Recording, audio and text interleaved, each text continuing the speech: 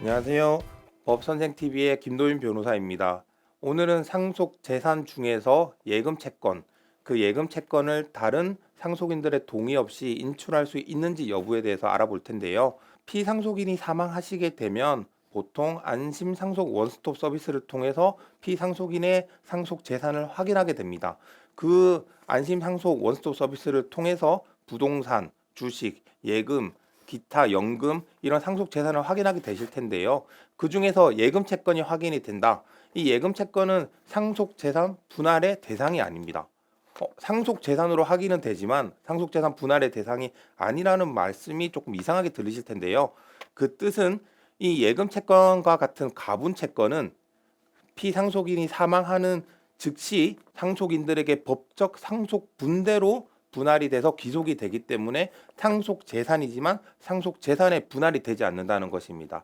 다시 한 번 더 설명을 드리면 이 예금 채권은 상속인들이 그 법정 상속분에 따라서 귀속받는 것이기 때문에 별도의 상속 재산 분할의 절차를 거칠 필요가 없다는 것이죠.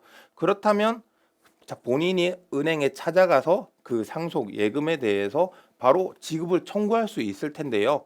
그렇게 하신 경우 은행에서는 지급을 할 수 없다고 거절을 당하신 경우가 있으실 겁니다. 이는 은행에서 말하는 공동 지급의 원칙 때문인데요. 은행에서 말하는 사유는 다음과 같습니다. 은행에서는 보통 내부적인 업무 규정에 의해서 예금 채권의 행사는 원칙적으로 공동 상속인 전원이 행사해야 된다고 하고 있고요. 또 공동 상속인들 중 일부가 청구를 하는 경우에도 그 이후에 유언이나 상속포기, 상속재산 분할 협의 등이 있어서 정해진 법정 상속분과 다른 상속분을 청구할 수 있는 위험이 있고 그에 따라 은행은 이중으로 지급할 위험이 있기 때문에 이 청구에 응할 수 없다고 하고 있습니다. 그래서 실제로 사례가 있었는데요. 이 우리 판례는 다음과 같이 판시하면서 은행의 주장을 배척했습니다. 즉 우리 판례에 따르면요. 예금 채권은 피상속인의 사망으로 당연히 공동 상속인들에게 기속되는 것이고요. 그에 따라서 이걸 지급해야지 단지 은행의 내부 업무 지침을 이유로 이걸 지급하지 않는 것은 잘못된 것이라고 판시하였습니다. 즉 결론적으로 다른 공동 상속인의 동의가 없더라도 본인의 상속분에 대해서 은행에 청구를 할 수 있다는 거죠. 그렇다면 은행은 어떻게 해야 될까요? 은행도 분명히 이중 지급의 위험이 있는 건 맞거든요. 그런 경우에 은행은 제3자 불확지 공탁을 통해서 이러한 이중 지급의 위험을 벗어날 수가 있습니다. 네, 그렇다면 이제 다시 한번 정리를 해드리겠습니다.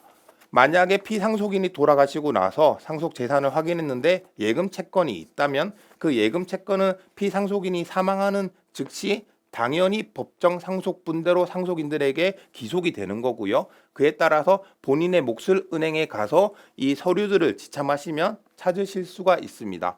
혹시 은행에서 이 지급 청구를 거절했다. 그런 경우에는 이 영상을 확인하시고 그 판례를 제시하시면서 본인의 권리를 찾으시기를 바라겠습니다. 이상 법선생 TV 김도윤 변호사였습니다.